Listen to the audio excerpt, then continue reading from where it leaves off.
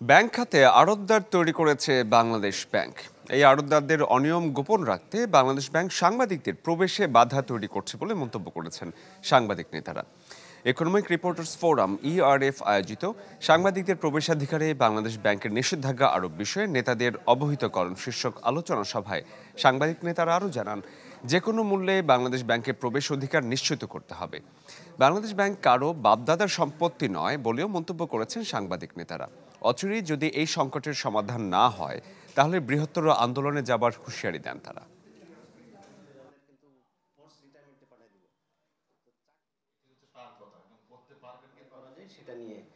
সামগ্রিক বিশৃঙ্খলা, নৈরাজ্য, লুটপাট যে চলছে সেটির একটি অংশ হচ্ছে বাংলাদেশ ব্যাংকে সেন্ট্রাল ব্যাংকে ঢুকতে না দেওয়ার এই সিদ্ধান্তটি।